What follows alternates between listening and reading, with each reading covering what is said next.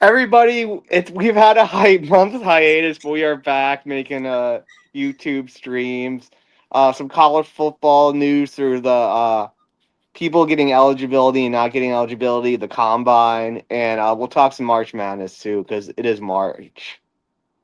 So Absolutely. fun time, yeah. March Madness. Uh, our bubble hope for our Rams and Hoosiers.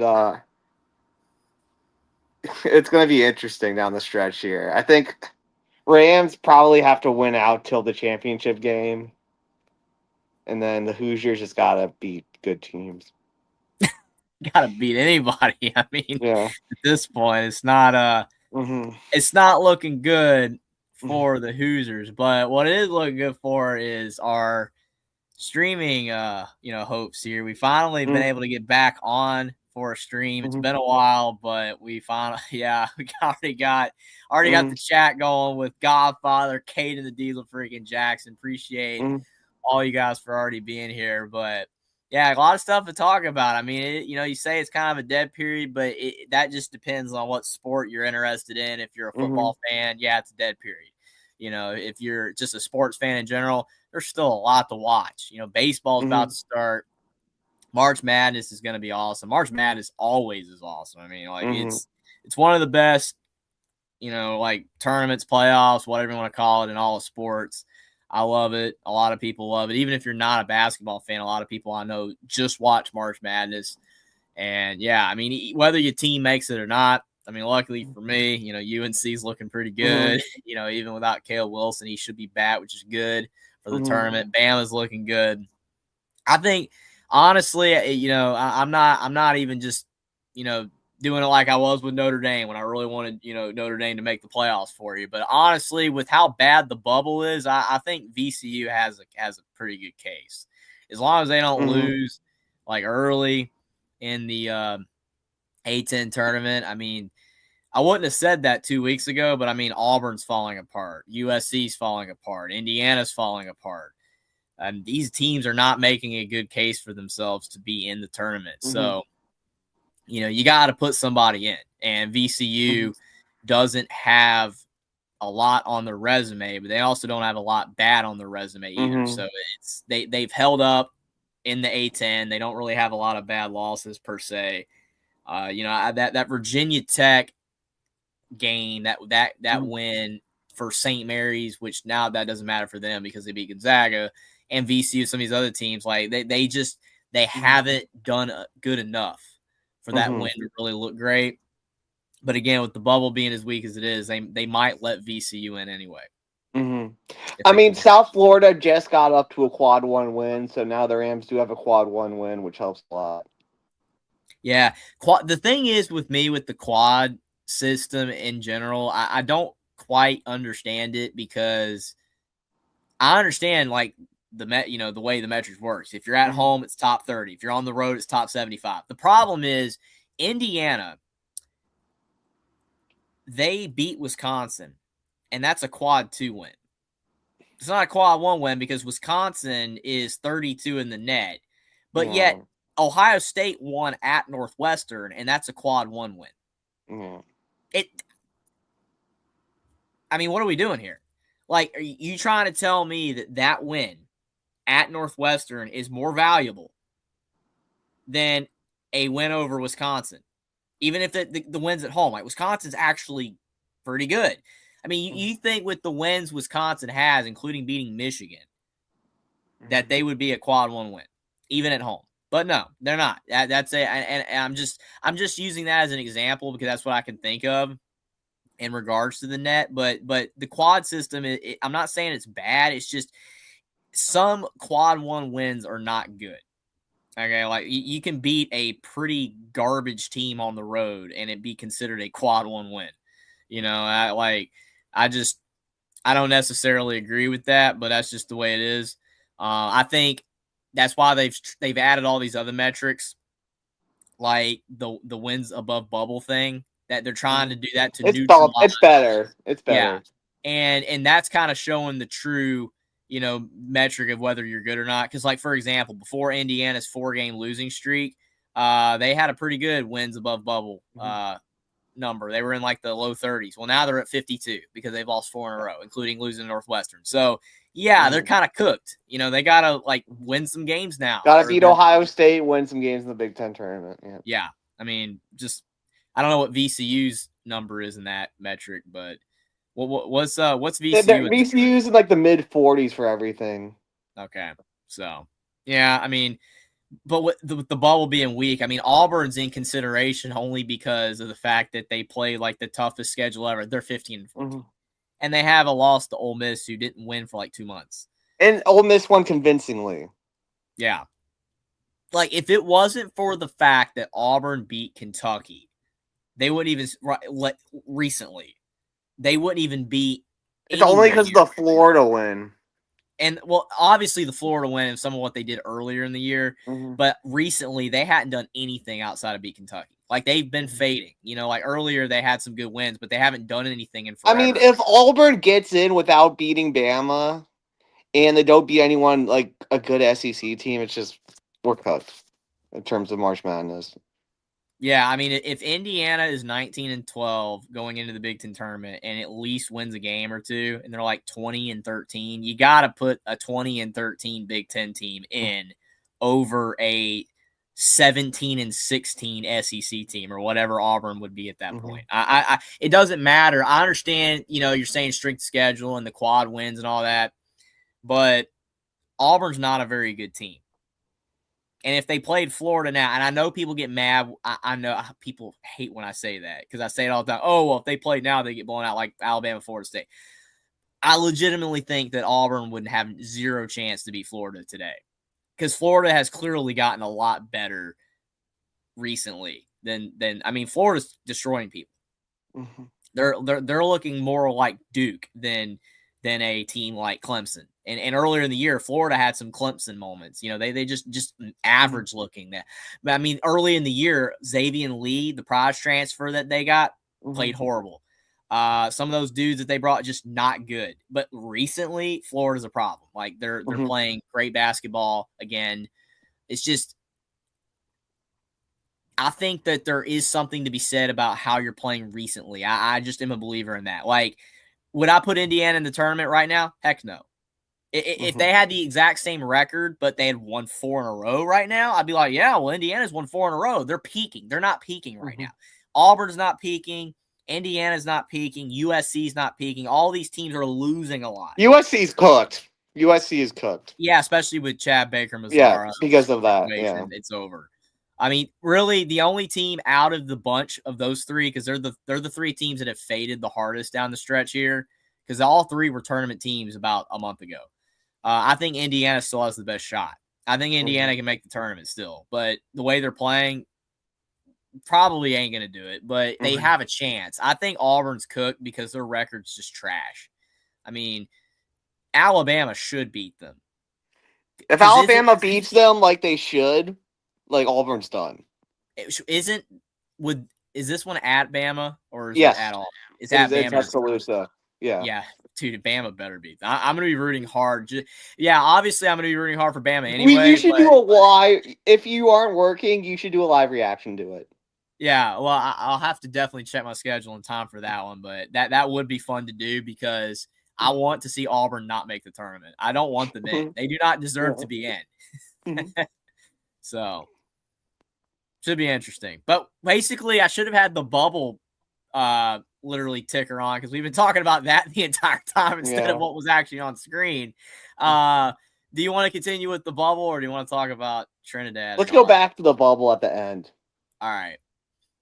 So we have it as our headline for the show, and I have the banner for it ready to go. Trinidad accepted, Aguilar rejected. As semi-old news at this point, but it is something we want to talk about. I want to hear your full take on what happened for both. The Trinidad thing, like, yes, medical, you can't get a medical red shirt. Like Notre Dame defensive lineman Jason Onye, who started last year, took the playoff run year off because he had mental health issues, and the NCAA gave him a medical red shirt. Like, it wasn't even an injunction. Trinidad wanted a medical red shirt because he got his tonsils removed, and he missed a few games because he got his tonsils removed when he was in Ferris State. And the judge, who's an Ole Miss alum in Oxford, let him get another year. And I'm like, come on, man. Like, you got your medical redshirt for your tonsils removed. Like, that's almost as bad as like getting a medical redshirt for stubbing your toe. Like, but it's just, I mean, it's the way that it is now. Yeah. Well, I got a super sticker from Kay the Diesel Freak, 99 cents. Appreciate that, Kay and the Diesel Freak. I mean, for me, the thing that's confusing me is that I thought that I remember reading somewhere like they were trying to change the rules where junior college was not going to count against, you know, like some of these players. And so this one isn't that. This Trinidad Chambliss issue is just a medical redshirt. It's not a junior college issue. It's not about the junior college thing. It's the medical redshirt, which over what you said makes not a lot of sense. But the thing is like Lewis Moore. I don't know if you saw that, but with Indiana, Lewis Moore, the safety, they've tried to say that even though the courts ruled that he was eligible to play the entire season, that, oh, well, he shouldn't have been able to play, and Indiana should get their title taken away, which is complete crap. Whatever. I mean, if you're going to allow Michigan to keep their title, then Indiana should keep their title. You're trying to say that they shouldn't have their title over one player, which is again, is total garbage. But Lewis Moore was another one of the examples of the junior college thing. He was at junior college for 2 years or whatever. And I thought like the court said he could play. It was all good, but now it's like whatever. Because I mean, every single player that we're talking about had junior college. You know, Lewis Moore, Trinidad Chambliss, and Joey Aguilar. Well, Trinidad was D2. He was different. He was just D2. He was not junior college. I thought he was. No, I don't believe so. Okay. Well, I know Lewis Moore was, and I think Aguilar was. But I mean, the thing is, they need to have a concrete rule of does junior college count or not? If it does not count, then it does not count. Unfortunately, Jeffrey, is going to be up to the states. Yeah, but I mean, you have to have a consistent rule, because if you rule it in some aspects and others you don't, then it's not consistent, and then people are going to call out the fallacy of it. Well, why was this guy versus this player? Yeah, I knew Trinidad went to Ferris. I thought before that he was junior college, but I guess not. He was just D2. So I mean, to me, he shouldn't have got another year. I mean, that's my opinion. It makes slightly more sense than the JUCO one, but still, I think it's a little silly. Well, I mean, to me, the JUCO one makes more sense, because junior college is not is JUCO schools or football teams or whatever under the NCAA umbrella. Are they? It's not, but it's still college, post high school football. Like, I mean, it is, but again, they need to be consistent with that. If that was the case, then Lewis Moore should have never been ruled eligible. But the fact that he was, it's over and done with. And again, it's one freaking player. It's not like Indiana had 10 players on their team that had all this. It was one player. And Signetti would not have played the guy if they had ruled him ineligible. He sued, and he got the injunction that he could play. It's like, it's over with. I mean, again, the rules need to be cut and dry down the board. I don't care the states; it doesn't matter. You have to be consistent with this stuff. If you're gonna rule that junior college counts against the players, then it counts, and then it should be over and done with. And this medical redshirt crap. I mean, I'm hearing people say, "Oh, well, they're trying to add it to where you can play in 10 games and then have a no." I mean, the thing is, the whole Jeffrey, point. I think that's already been the rule that by the NCAA. It's supposed to be 4 games. It's not, like it's supposed to just be 4. That I don't know. They're not consistent with the rules. I thought it was 3. Wait, I thought it said you could. Sorry, I got confused. Yeah, the medical. I thought redshirting in general, when it came to just redshirting and even medical redshirts, is if you didn't play in more than 4 games. It was supposed to just be 4. I thought Kinda it was like 3. In but basketball, maybe it's supposed to be 10. Like Xavier Johnson played in 10 games in 2021 before he got hurt in the Kansas game, and he missed the rest of the year, and the NCAA gave him another year because he played in 10 games. It was the maximum limit. He got hurt in his 10th game. So that it was supposed to be 4. I mean, I could be wrong. Maybe you're right. But it was 4 because you can play in up to 4 games and have a red shirt, I thought. And like, that's enough. Like if you played in 10 games, you should, like, that's a whole season. You basically played an entire season. If you got hurt, you got hurt. I just don't agree with giving an extra year for that. I don't. But again, the rules need to be consistent across the board. If they want to count junior college as college, then count junior college as college. But don't let these players sue and then rule that they can play and then say now, oh, well, they can't, they couldn't have. It's just, there's no backbone and spine on any of this. And it's not consistent. Because, I mean, explain to me how some of these other players are getting 8 and 9 years. They're all medical, but... Okay, so, like, wow, you got hurt 5 years. But I think you should not be able to do more than 2 medical red shirts. I don't either. I mean, because I read that there was a guy from Montana. There's a guy from Miami, not this season, but the last season. It was his 9th year. Yeah, there was a guy from Montana I read that was in his 9th year. And it's like, I don't know. I don't agree with it. It's not. You got to be consistent across the board. You can't be allowing guys to get 9 years of eligibility over some medical junk. But a guy that was at junior college for 2 years, but wants 4 years of regular college, that's not okay. Because to me, actually, I think that's more okay than this get a job, man. Get a job. Like, I agree, but I mean, you shouldn't have these guys getting 5 medical red shirts either. Yeah, that's crap. Because the thing is that. You unfortunately, I mean, I'm not trying to be mean, but you're just injury prone at that point. You're injury prone. Why do some guys just quit? Like, some guys suffer like 3 injuries and they're done. Like, hey, I'm done. I'm hanging it up. These guys, I've had a torn ACL and a torn Achilles and a broken collarbone and all this, and I'm coming back to play another year. I mean, why do you even want to play? Yeah. Your body has to just be broken down. I mean, I don't know. I'm just, again, the ruling needs to be across the board, and it kind of like with foul calls. If it's consistent across the board, I'm okay with it.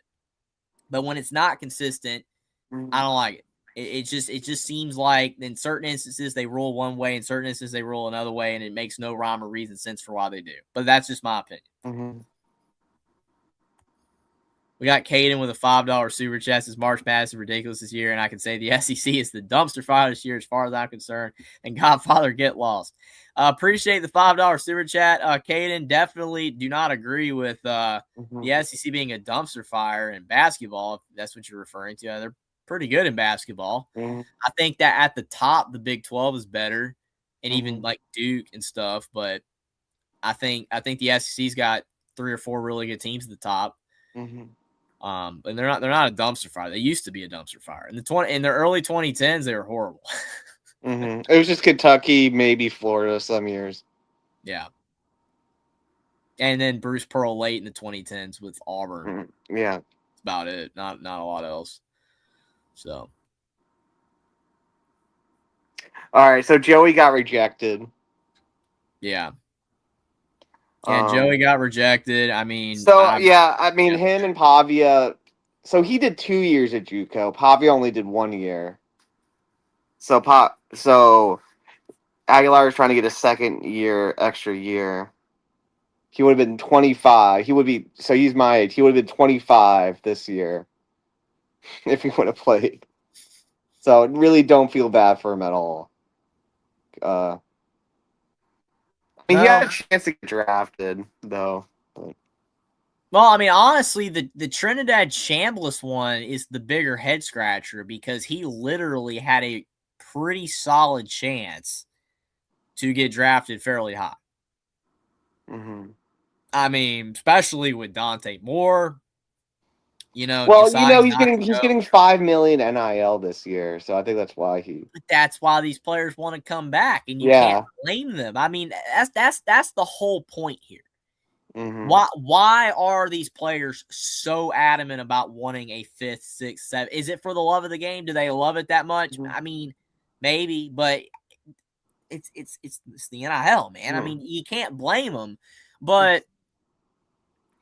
I don't know, man. It's just they've made college sports more professional than ever before, And it's no wonder these players don't want to leave. It's no wonder they don't want to go pro. It's no wonder that if they're not going to go pro, they don't want to leave college, because once they're done with college, there's no more NIL. You know, I mean, like you can't blame these players.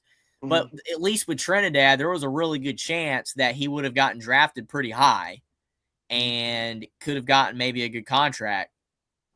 Aguilar, I can understand, because he's not going to get drafted very highly, if at all. But Trinidad had a really good shot to be like a second-round pick, maybe. And if so, could have got a good, same with Dante, but I understand, the Jets. But so, I don't know. It's just, to me, his decision to want to come back is a little bit head-scratching in and of itself, because on paper, Ole Miss is theoretically going to, and that's, like I said, on paper, theoretically. Not saying that they are. I'm not hot taking or anything, but they should be worse next year, you would think. Because Lane's gone, and they lost a lot of their players to LSU. They did bring a lot in, but I don't know if they're as good. They're probably not going to be as good, more than likely. And can he build his draft stock any further? And the possibility that next year's going to be a better draft for it is it's much better. I think I would have gone. Again, same with Dante. I understand NIL. It's just because he's short, I guess. But I think I just feel like both Dante Moore and Trinidad Chambliss should have gone. I mean, if you're in a weak class, you got to go. But NIL, I know, I understand it, and whatever. But it's just crazy. It's crazy how motivations for these players have changed. Because in the past, players used to go pro that shouldn't have gone because they wanted to make money, and now you got really good players staying in college because they want to make money. It's weird. Because, I mean, think about it. Like, some of the players, like Calipari, players started going early once Barkley came back for his senior year and got hurt again and was worse. Matt Barkley for USC. So that was really the start of guys going early. But again, like Calipari's players at Kentucky in the 2010s, some of those guys, like Scala Bizier, that guy. That guy. Guys like him. Yeah. And there's more, but he's the one that's coming to me right now. That went pro, that weren't good or ready for the pros, would have come back today easily. But because you didn't have NIL, and Shabazz Muhammad's another one. Yeah, I mean, there's so many of them. I mean, there are really good players coming back to college basketball every year now. Like, there's really good players. That's why the sport's so good. That's why there's so many good teams, because you've got 4 and 5 and 6 year players now that probably would have been professionals prior to this. I mean, it's going to be interesting to see how many of the guys in the lottery will any of them come back. I mean, I don't know. I'm not saying that because the NBA, you make a lot of money, but I'm just saying it's you're seeing motivations change. You would have never have seen a Dante Moore come back. Andrew Harrison was there for a while, right? Was he there 3 years? The Harrison twins played a few years, yes. Yeah. I think they did 3. But they weren't elite. They were just good shooters. They didn't have really good physical traits. But, yeah, they were there for 3 years. I mean, just Calipari had a lot of guys that shouldn't have gone pro that did. And all those guys would have come back now. All of them. Yeah. I mean, you have a guy like a Henry Vasar. He's a junior at Carolina. He's a borderline first round, second round pick. He has another year left. Why go pro? Because he's going to make a lot of NIL next year. I mean, again, it's just this has changed what these players are deciding. That's all I'm saying. And that's good for them. Yeah, his brother was Aaron Harrison. It was Andrew and Aaron. Andrew was better. But still, it's just weird. It's just really weird seeing how these players have changed their decisions and trying to figure out who is going to go pro and who is going to come back is getting harder than ever before. I mean, even look at Indiana. Indiana football just won a national championship, and several guys that could have gone pro came back. I mean, Carter Smith, offensive tackle, could have got drafted. He came back. Some of the defenders came back. I mean, some of them left, but like a lot of them came back. I mean, it's just more and more guys that could go pro or not. All right, do we want to talk combine? Sure, absolutely. I mean, it's a lot to talk about there as well. Even got some articles that you pulled up. X out of that. There we go. 2026 all combine team offense, 14 NFL Mhm. draft prospects who lit up Lucas Oil. Before we do get to the show, Indiana fans were lighting up Lucas Oil. I was gonna say that the booing. What are your thoughts on the booing here? Trashy, man. It's trashy. Hey, I mean, I'm not excusing that. I'm not excusing that, but they're happy right now. They're still on a cloud nine, dude. I mean, 130 years of being bad. I mean, yeah, I'm not trying to excuse it. It should have done it. Shouldn't have done it. But I mean, it is kind of funny though.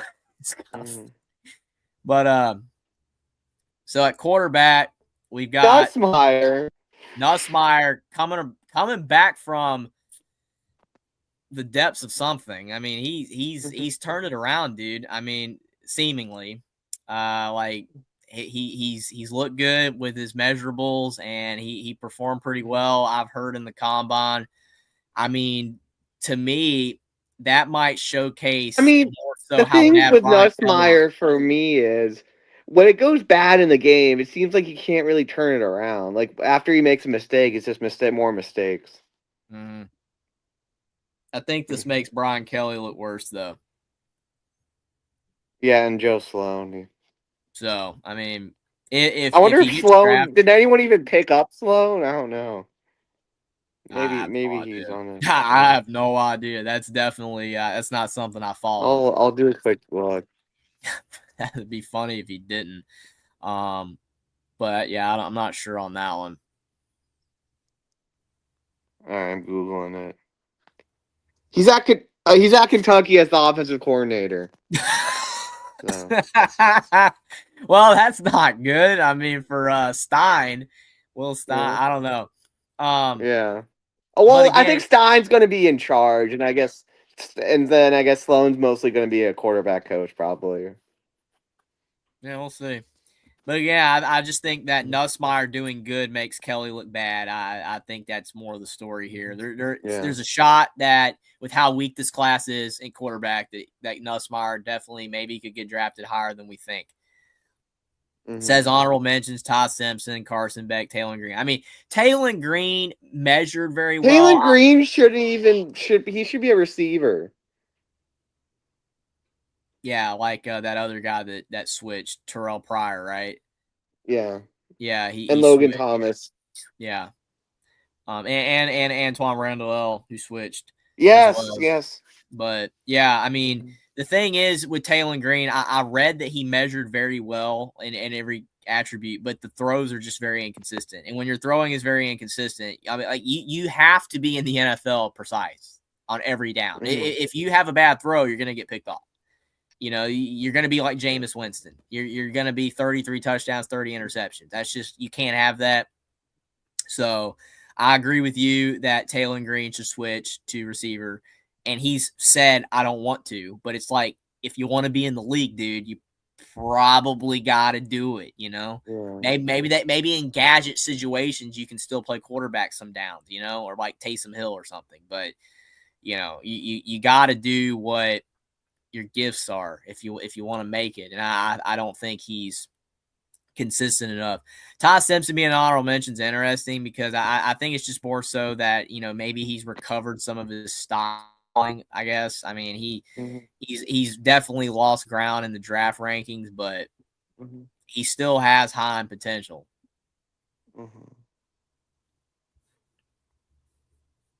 Yeah, definitely hopefully for Bama fans, he can do well. Yeah. Definitely no surprise with Jeremiah Love. He's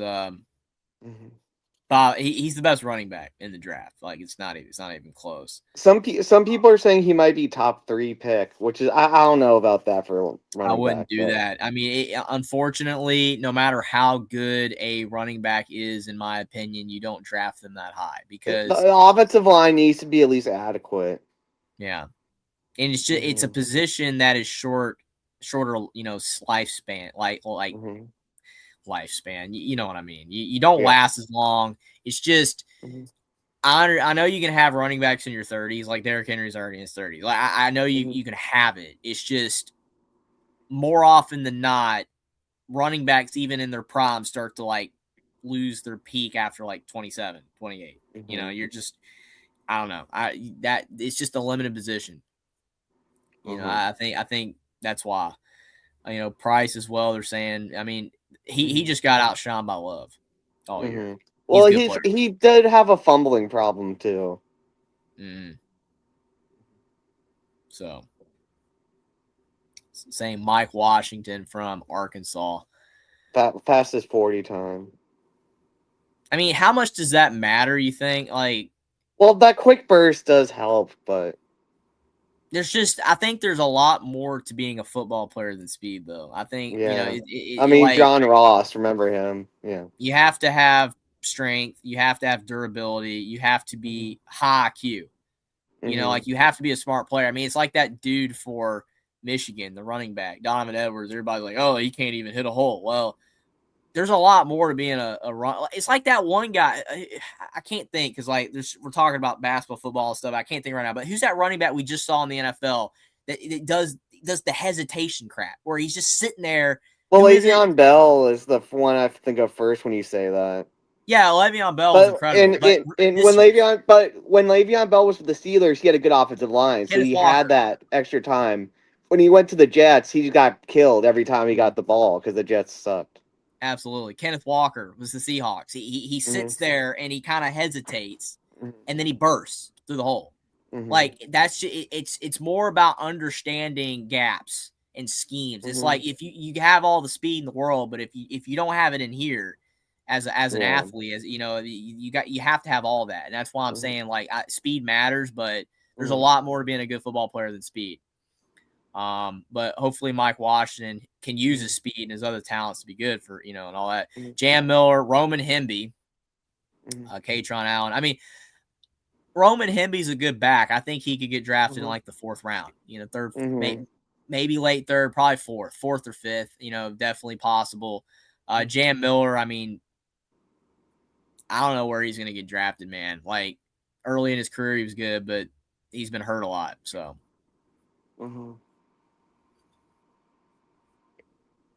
Branch. He's small though. He's short. Yeah. Lane. Xavier Thomas. 4.28. Yeah.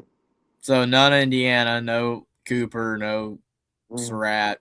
I don't think a lot of the Indiana players tested though because they. I mean, they're fatigued more than these guys. I mean, some of these players have been sitting for 3.5 months now almost, and Indiana's players just got off the championship, so pretty tired still, probably not sleepy, but their body's still fatigued.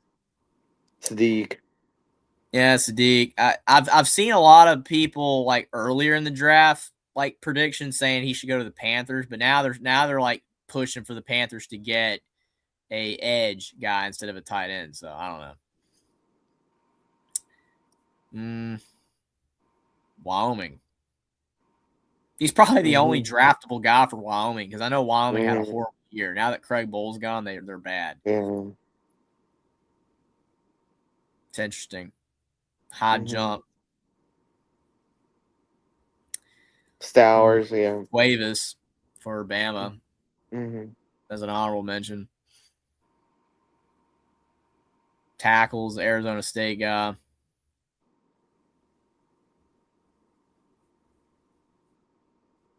Utah.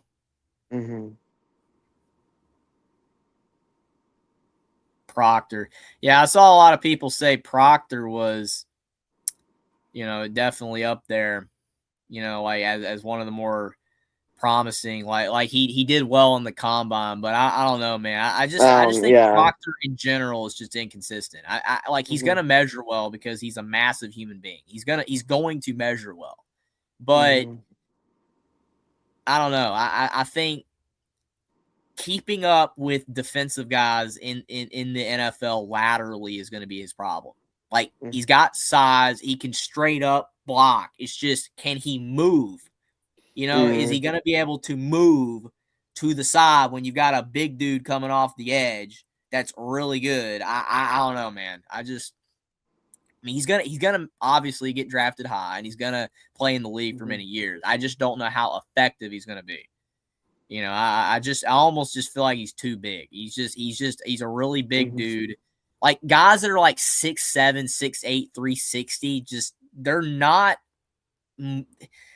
More often than not, they're unless not. if you're a freak, yeah.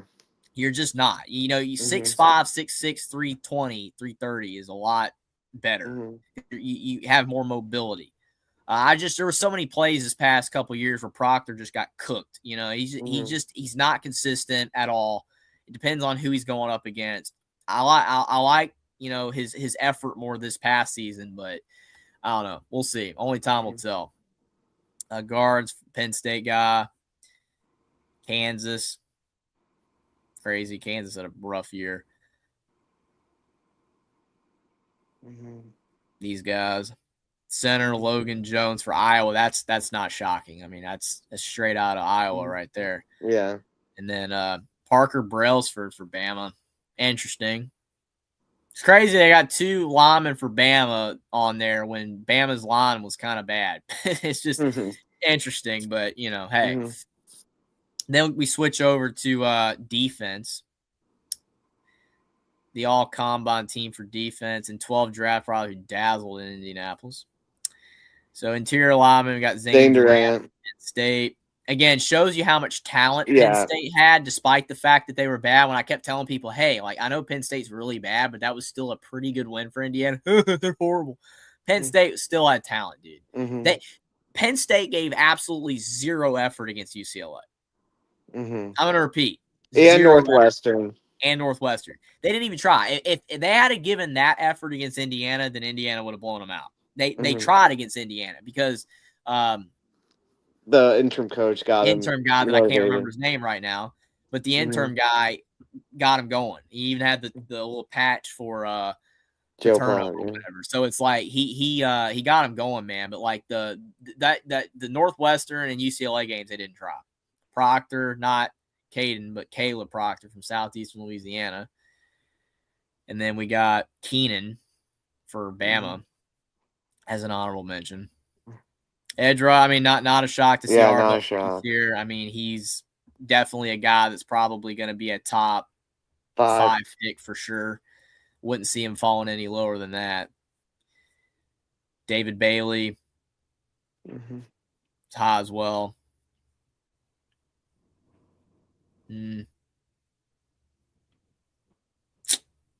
Romello Height, Texas Tech. Linebacker Sonny Styles again. I mean, even this right here, it shows you that Ohio State's talent was above Indiana's. I mean, I'm sorry, like raw position talent. Ohio State at several positions was leagues ahead of Indiana. I mean, Sonny Styles, Caleb Downs, Arvell Reese, you know, Bo Jackson. I mean, you can't tell me that Roman Hemby and Kalen Black are better than Bo Jackson. And Jeremiah Smith way better than Cooper and Surratt. So, like I said, I know Ohio State fans got sick of me saying it, but they were the better team on paper. Better team doesn't always win the game because Indiana beat them. But Ohio State, just the talent they possessed on both sides of the ball that they do every year is hardly, you know, matchable. Jacob Rodriguez of Texas Tech, I think he's the guy for Tech. It's either him or Bailey, but I think it's him. I read that he's undersized. Is it this guy, Rodriguez? I read that one of Texas Tech's star players measured horribly. I don't know. Thought it was him. But I think he was the guy, Rodriguez, because like if he was bigger, then I think that he would be probably first round. But I think he's going to get drafted in like the 3rd, from what I've read. But I read a little bit on the combine a couple days ago, and that's why I'm bits and pieces of what I read I'm trying to remember. But yeah, I think he had a good year, obviously, and even people were trying to hype him up for Heisman, which was funny. But I think he's a little undersized, but I could be wrong. Cincinnati. And then we got Anthony Hill of Texas, that Oregon guy that was really good. He gave Indiana some problems. Cornerback Pons. There you go.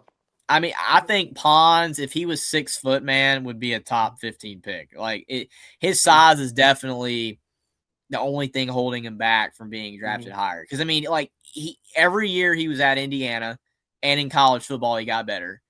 And even though he was massively undersized, he hung with Jeremiah Smith, and I dare say outperformed him in the game. And he barely ever got beat on defense. He had a ton of pass breakups, and he's just a tough guy. I mean, it was sad to see, but he knocked Ty Simpson out of the game with his hit that a lot of Bama fans said was dirty. Which, I mean, have you seen some of the hits Alabama's done before? I mean, that's kind of the pot calling the kettle, you know, a little bit right there. I'm just saying, because you think about it, like what they did to the Texas quarterback Colt McCoy. What we did, you know, Alabama, you know, freaking Dallas Turner the last few years. That Dallas Turner would rip people's helmets off. You know, like Alabama's not known to be kind on hits, you know, and that's why we were so dominant with Saban. So Pons' hit on Ty Simpson was not dirty, in my opinion. He knocked him in the back. And Simpson's error was that he kept running. And he should have gone down, and he didn't because he was trying to do something. But I think Pons is really good. All that being said, I think he's a really good player, and if he was 3 inches taller, he'd be a top 15 pick. But he's probably going to get drafted second round. But he's really good. Really good. You got Colton Hood of Tennessee, Chris Johnson, San Diego State, Malik Muhammad, Oregon, Everett at Georgia. Even got a Stanford guy. That guy right there for Oregon, he couldn't beat Indiana, man. He couldn't beat Indiana. He was at Purdue. That's why I'm saying he was at Purdue before he was at Oregon. Indiana beat him last year when he was at Purdue, and he's like, "Oh, I'm gonna get him back." Well, didn't happen. So it's kind of funny. It's kind of funny, but he is a good player. Oklahoma guy, Robert Spears Jennings, and Styles, Ohio State, and so what are your thoughts on these lists? You shocked not to see more Notre Dame than just Love and Price, or what? I mean, I thought Emil Wagner might get in, but I mean, most Notre Dame players are coming back, so I'm just not too surprising. Yeah, not surprising to see lack of Notre Dame players. Yeah, most of the names, like the high names, I'm not shocked to see on the list. You know, I think probably the one that shocked me the most was seeing Jam Miller as an honorable mention, because he did have a really rough season. So, I mean, if he did well, then that possibly means he could salvage a little bit of his draft stock or something. But I hope the best for him. I hope he gets drafted. It's just, man, that was a rough year last year. Not good. Even if Bama's O-line had a lot to do with it, but still.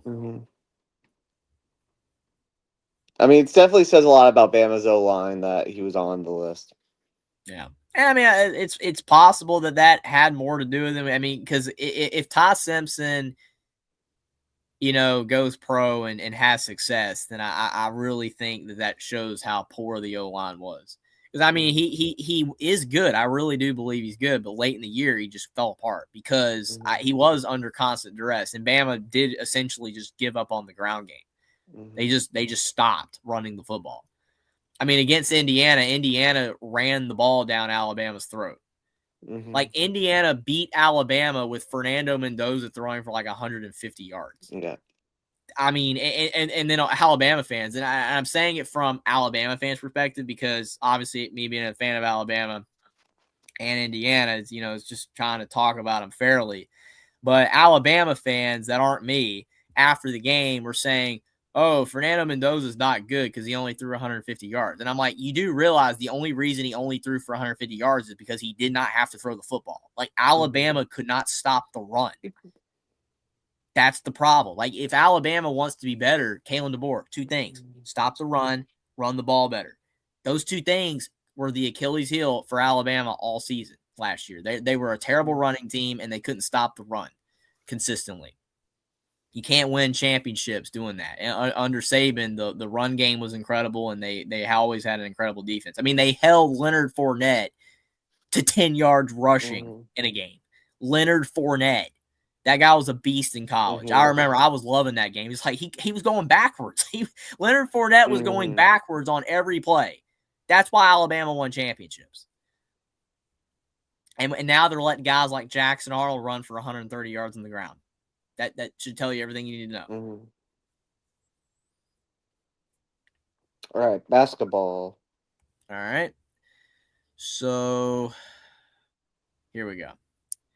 So men's bubble watch, tracking which teams will make or miss the NCAA tournament. Now, again, this has changed a lot in the last few days because like a week ago or two ago, a lot of teams that are on the wrong side of the bubble right now were on the right side of the bubble. Like Auburn about a month ago was safely in the field, just absolutely safely in the field. Indiana was pretty safe in the field, but you lose games, that's what happens.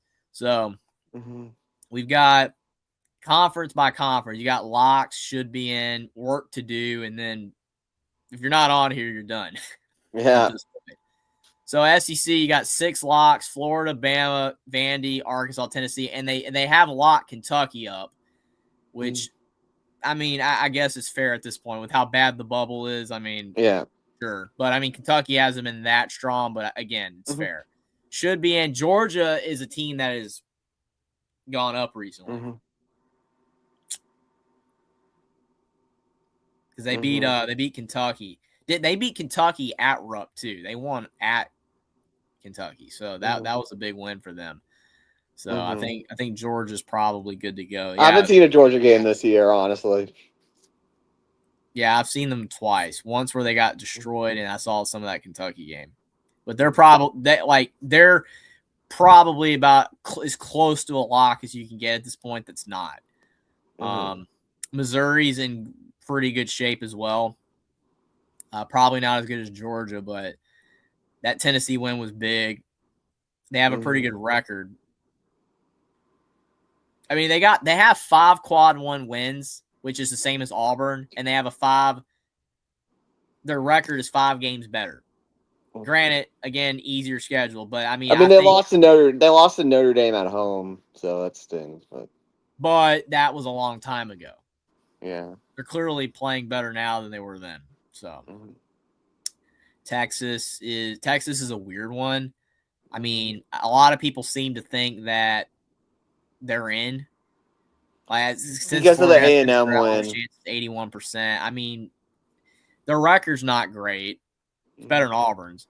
I mean, it just shows that how weak the bubble is. Pretty much. I mean, that about sums it up. Yeah. A&M's falling apart. I mean, we all knew when they were at the top of the SEC earlier this winter when they were 7-1 in the league that wasn't going to hold. Everybody knew that wasn't going to hold. Yeah. Now they've completely crumbled. But yet the consensus model for ESPN still says they have a 68% chance to make the tournament, which is like, yeah, they haven't beaten anybody recently, and they're still in. They're still in the field. I mean, yeah. So rough, and they close out the regular season with a pretty tough game and a game that doesn't help them. So basically, if you split that, they're probably still going to be on the right side of the bubble. Trojan Fight still appreciating me. Thank you, Trojan Fight. Yeah, appreciate you being here, Trojan Fight. We got Scotty B in here as well. He's been making a lot of comments about the combine, some of the players. He said that no Michael Trigg on honorable mention was shocking, but appreciate you for being here as well, Scotty B. Up next, we got Auburn, who again should be toast. They should just be completely obliterated from the bubble. I mean, they have like 2 really bad losses. They lost to Ole Miss at home, but there was another game they lost to was really bad. Who was the other loss? I can't remember. I know. I can't remember. I'll have to look it up. I remember that they lost to a really bad team. Not that long ago. Oh boy, it's hard to remember everything. You know, it's like you try to think, you try to pull it from the deep recesses of your brain, and sometimes you just can't remember. Who did they lose to? They have 2 really bad losses recently. I know that. Oh, well, they lost at Oklahoma. Oh, That's not that good. And they lost at Mississippi State, and that's not that good. So what they have done since a 4-game win streak where they beat South Carolina, at Ole Miss, at Florida, and they beat Texas. They lost at Tennessee, lost to Bama at home, lost to Vanderbilt, lost at Arkansas, lost at Mississippi State, beat Kentucky by 1, which they shouldn't have won that game, lost at Oklahoma, and they lost to Ole Miss. That's a lot of garbage. That is a whole lot of garbage in there. And again, the Oklahoma, Mississippi State, even if those losses are quad 1, which I'm sure they are, doesn't matter. Those are not good losses. Not. It's the same thing with Indiana. I can't. Oh, Indiana's lost to Northwestern's quad 2. I don't care what quad it is. It sucks.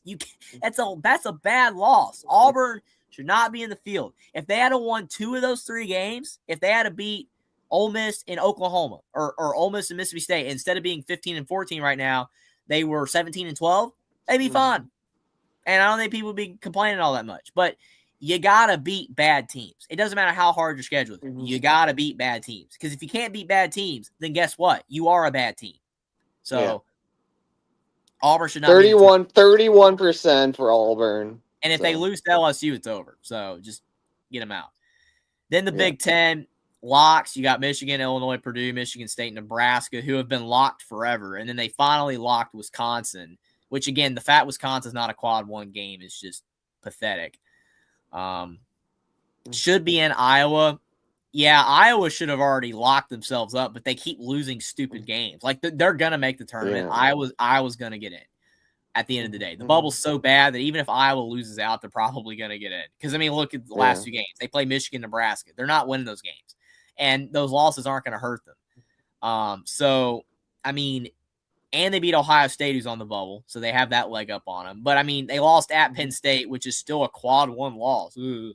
Or quad 2, rather. But it doesn't matter. Like, Iowa, they did enough early in the year. And the bubble's so weak that they're going to get in. UCLA's probably going to get in. Probably. Because, I mean, they played a lot better. I mean, that Illinois win was huge. Yeah. So. Minnesota's trying to ruin team seasons, man. Yeah, well, if Minnesota beats Indiana on Wednesday, then they ruined completely Indiana's season. But Indiana already lost to them at Minnesota, so wouldn't surprise me. But, yeah, it says UCLA's odds are around 90%, a tick below 90%, so they're probably going to go dancing. And then it gets a whole lot uglier. Ohio State, obviously, beating Purdue is big. But I ain't going to lie, I think Purdue is actually not great. I know Purdue destroyed Indiana. I might pick them to lose first round.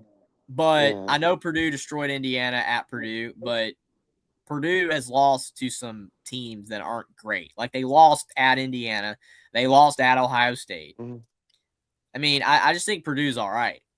But, again, it doesn't matter how good Purdue is because Purdue is seen as a great team, and Ohio State beat them. And with everyone else basically losing in the bubble this weekend, Ohio State's now in the field. 80% chance to make the tournament now with 2 quad 1 wins, and one of those is at Northwestern. So, good for Ohio State. I mean, they look like they might make it. They were the preseason number 1 team, yes. Purdue was. Yeah.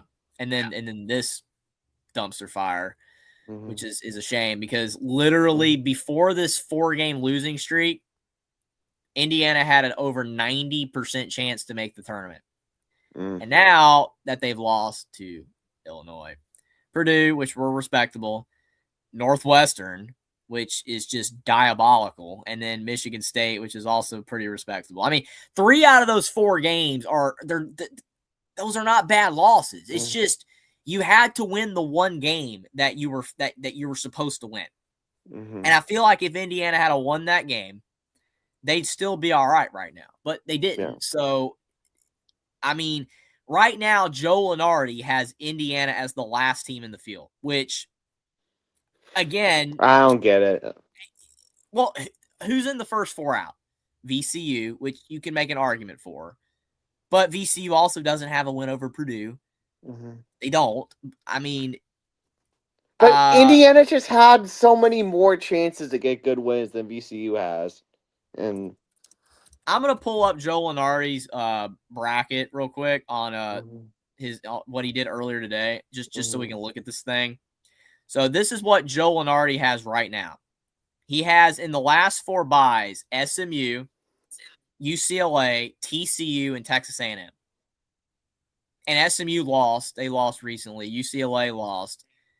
TCU's just kind of hanging in there, and A&M's sliding hard. Santa Clara's in the last 4 in. Santa Clara's resume, they haven't done anything except beat St. Mary's. They got barely anything. But they're in the last 4 in. Ohio State moved up with the Purdue win. Then you got New Mexico, who beat San Diego State, and then Indiana. Who in that first 4 out legitimately can you put above Indiana? I mean, legitimately. Honestly, out of all of those teams, I would put VCU probably because Virginia Tech's not that good. VCU, maybe San Diego State. I don't know why he's got an up arrow on Virginia Tech considering the fact that they lost, but okay. Auburn should not be in the first 4 out. They should be further down. And it's because other teams are having bad losses. That's the only reason why. So, I don't know, man. I mean, San Diego State, like they're 19-9, I think, in the Mountain West. That's kind of hard. Like, if you're gonna make the tournament in the Mountain West, you need to have a record of like 24-7. They're 19-9. And I know San Diego State's traditionally a tournament team. You know, that kind of gives them some cred. But still, like they're 19-9 in the Mountain West.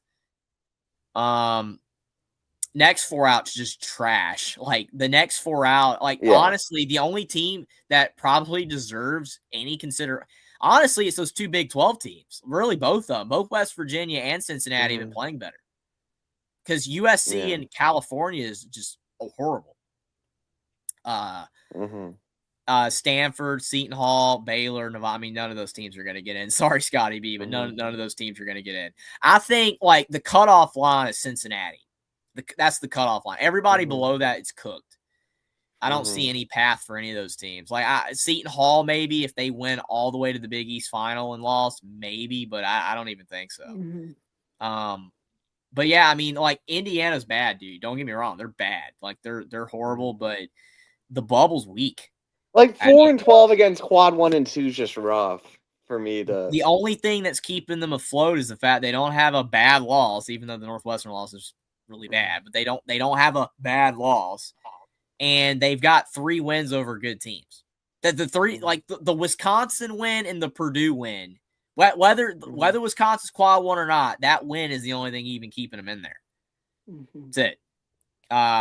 I mean, I wouldn't have them in. I'd have them out. But I just looking at who's out, it's like there's just not a lot there. It's gonna be interesting though. I mean, if they lose to Minnesota on Wednesday, it's over. I mean, I think if they lose to Ohio State, it's also over. But we'll see.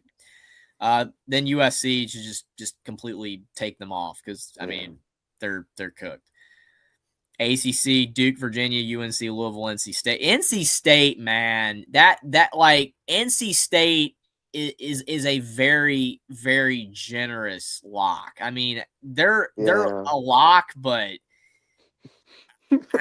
I mean that's probably the most questionable lock. I mean, they're a lock. I get it. They're like even if they lose out, they're probably going to get in because the bubble's trash. But have you seen some of their losses? Yeah, they're bad.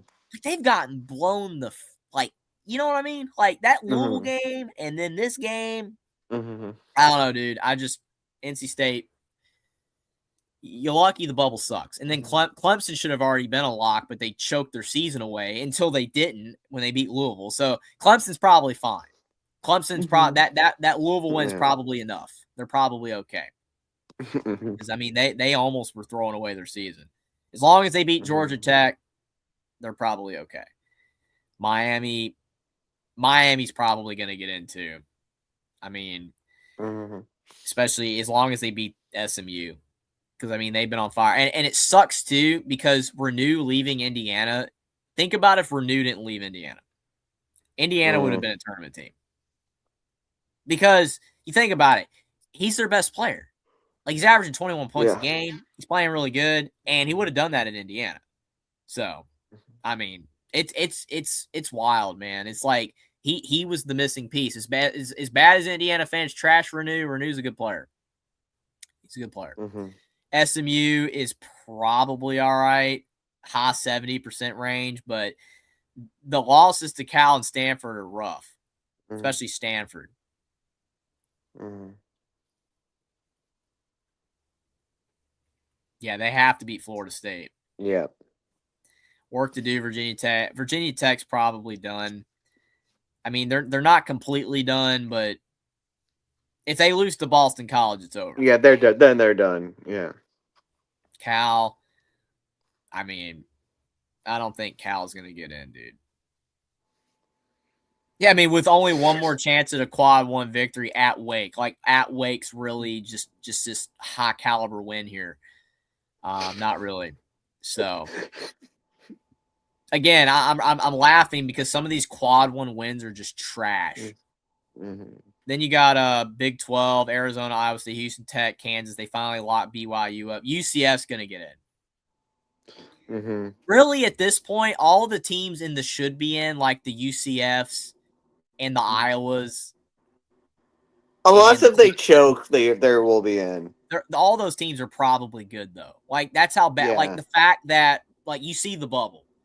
I don't think any of these teams are not going to fall below Auburn. They're just not at this stage. There's not enough games left. Mm-hmm.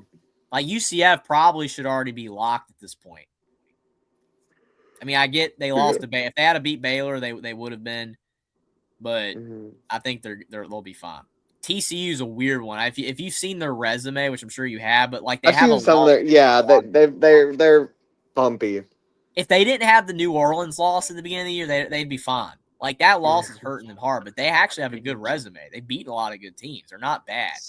So it says they're 50-50. Yeah. It's because of that New Orleans loss, man. That's like the worst loss of any team on the bubble. They lost to a quad 4 team at home, like a sub 200 net team. It's rough. But that was early in the year. They've bounced back from that. Then you got Cincinnati. Like, ever since Wes Miller did that speech, the team has just been balling out. And sadly, like, out of all the teams that are on the wrong side of the bubble right now, they're probably playing better basketball than any of them. Playing really good, but it might be too little too late. If they can somehow beat BYU and TCU, they might find a way. That's actually doable. Because BYU's not as good without Saunders. They're still good, but they're not as good. And then TCU, I mean, that's a 50-50-ish game. I don't know where it's at. But, I mean, like, Cincinnati has a shot. I think Cincinnati has a chance if they can win out. They don't even have West Virginia on here, which is kind of shocking because they're kind of hovering around there. Big East is trash outside of those three. Seton Hall's not going to make it. Yeah. They don't have anything on the resume. Conference is weak. Barely clinging, yeah. Others, you got Gonzaga, Utah State, St. Mary's now finally locked themselves up. St. Louis, man. What? Dude, St. Louis is just trying to make it interesting, though. Like, they were good. They were safe. And then they had the Archie loss. It's like, which I don't even know how that's feasible. Archie Miller hasn't won a game of any significance in 5 to 7 years. And he beat St. Louis. Yeah. It's like, what's going on? He beat Dayton. He beat Dayton and St. Louis. So yeah, but then he's losing to Fordham and these other garbage teams, and it's like, well, that's Archie for us. But he did it in Indiana. Indiana beat Iowa with Luka Garza on the road when they were in the top 5, and then the next week they lost to Rutgers at home.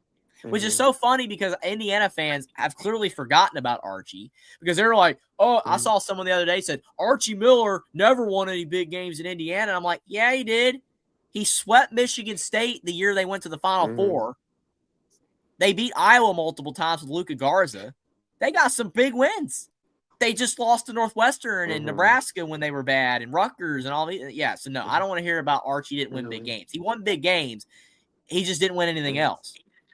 But get back to St. Louis because you get me on an Archie Miller tangent. It's St. Louis losing to Dayton as well as Rhode Island. Dayton's now playing well all of a sudden. Now Dayton, but they're gonna choke in the tournament like they do every year.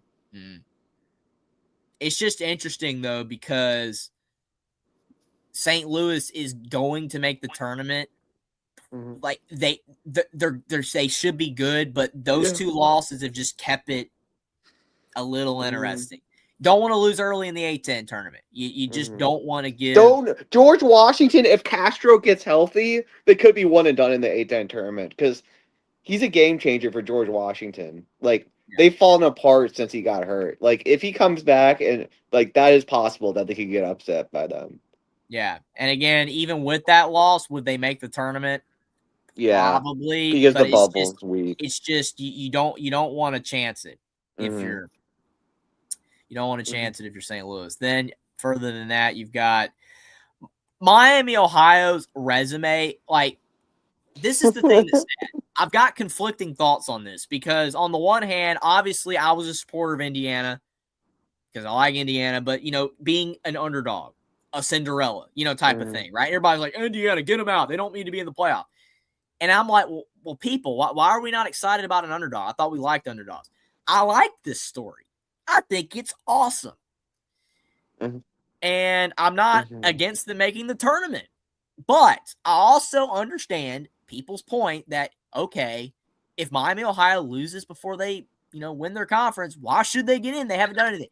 I get that argument. I really do. But with as bad as the bubble is this year, are you really going to leave out a team that's like 30? If you leave out Miami of Ohio for Auburn, it's a joke. I mean, you got a 32-1. If they go like 32, 33-1, and you're going to leave them out, are we really going to do that? No. I mean, no. I wouldn't. I mean, I know their schedule is horrid. It is one of the worst schedules just in existence. I think like their schedule's like 349th toughest in the country out of like 364. It's that bad. Like even Indiana State recently, Scotty B points out, their resume wasn't even as bad as that. Like Miami, Ohio's resume is truly bad. But honestly, I kind of want them to lose just to see what they're going to do. I don't, because then that can knock out VCU. Well, for Indiana's sake and VCU, I hope they win, so there's no bid sealer. But it would be interesting, though, to see if they lost. A lot of people think they're going to lose to Akron in the tournament. Because if they lose to Akron in the tournament and then they leave them out, the uproar, the outrage on both sides. And then, because if they make it, there's going to be outrage. And then if they don't make it, there's going to be outrage. And it's going to be interesting. Hopefully for bubble teams, they just win their conference so Indiana can have a shot at VCU. But we'll see. It's just funny. It's just interesting. Further down, you've got Santa Clara, which, I mean, this is a really interesting situation because their resume is not great. But they don't really have any bad losses overall. And with the bubble being as bad as it is, and they're being propped up by the WCC, having Gonzaga and St. Mary's, and you look at, like, the Mountain West isn't going to bring a lot of teams to the tournament, but even teams like Nevada and Grand Canyon have a pulse. Well, in the WCC, Pacific was better. Portland was better. Like, the teams at the bottom weren't as bad as they've been. So the WCC as a whole is a bit stronger metrically, which is why I think Santa Clara has a shot. Plus, Herb Sandek has kind of garnered a little bit of a reputation for being good now, like Randy Bennett, which I actually think helps. Like when you build a reputation, San Diego State, the only reason they're still in the conversation is because they're San Diego State. I'm sorry, but they are. Because their record is 19-9 in the Mountain West. You're 19-9. That's not tournament material for a conference like that. But it's San Diego State. I think Santa Clara, for a variety of reasons, bubble being weak, Sandek's a good coach, and the WCC was a bit stronger metrically is why they're currently, I guess, technically in the field. But most years, this team would not be sniffing anything. So, interesting. New Mexico, I think this is a tournament team. I think New Mexico's good. A pretty good team. Again, bubble's weak. They have a better record than San Diego State. So, yeah. I mean, like, just when the Aztecs seem to be sliding out of the bubble period with consecutive losses to Grand Canyon, Colorado State, like they like San Diego State's even got losses that aren't even that good. I know they beat Utah State, but I mean, I don't know, dude. already borderline top 50 nationally in the resume ranking. I don't think San Diego State's going to make the tournament. Like they'd have to make a deep run in the Mountain West Conference tournament. They'd have to make a deep run. Mm-hmm. VCU. Mm-hmm. So they're still haven't updated it for when they haven't updated it now. Says they're in the high 20s. Mm-hmm. I don't know. I mean, VCU, if we win out, if we beat Dayton, we're looking good. If we can win at Dayton, because that's another quad 1 win. Yeah. I think they have to win that game. Mm-hmm. And they definitely the perfect storm for VCU to get an at-large, because obviously if you win the conference tournament, you're in. But the perfect storm is more losses from bubble teams like Indiana. Auburn falls out of the picture. Ohio State chokes the rest of the way. And you need VCU to beat Dayton and then go all the way to like the final championship. Yeah. If you do that and you lose in a close one to like a St. Louis, I don't know if it would be St. Louis, but whoever it would be, I think they get in. But that's a lot that has to happen. I mean, you can't have any bid stealers. If you have bid stealers, that hurts. And you need all the teams around the bubble to lose, because unfortunately they are going to fail. I mean, like Ohio State beating Purdue, it would have helped VCU if Ohio State lost that game. Yeah, I was watching that. Yeah. Like Indiana losing helps you. If Indiana had won, that hurts. If Auburn wins, it hurts. All these teams winning, it hurts because they're going to favor those teams over VCU. That's just the way it is. So VCU needs a lot to happen. And then this is like that newest edition, yeah. Starting to stretch it now. They've won 10 of the last 11, beat Tulane. Consensus at large to mid-teens or 21-8. They do have a couple quad 1 wins. Yeah. Their best remaining game is at Quadrant 2 Memphis. By the way, Memphis is bad. Bad, yeah. Like they're horrible. Penny's probably done. And that's it. So, all right. The bubble is interesting. And Indiana, last team in the field according to Lenardi, which I think is absolutely nuts, but we'll see. We'll see what happens. I hope both Indiana and VCU get in. I would like to see that, but I don't think that's likely. Honestly, I would bet more on your squad because Indiana sucks. Well, thanks for coming on, everyone. Appreciate it. Oh, I appreciate it as well. We got lastly a Godfather with a $1.99 super sticker. Appreciate that, Godfather. Appreciate the support from Caden as well. $5 super chat and the 99-cent super sticker. Appreciate all you guys for being here. It was fun to be back. Hopefully me and Will can do another stream soon. It was fun talking some various stuff, and I cannot wait for March Madness. It's March, as John Rothstein would say. We're getting to one of the best times of the year on the sports calendar. It should be a ton of fun. All right. Thanks, everyone. Thanks for being here, everybody.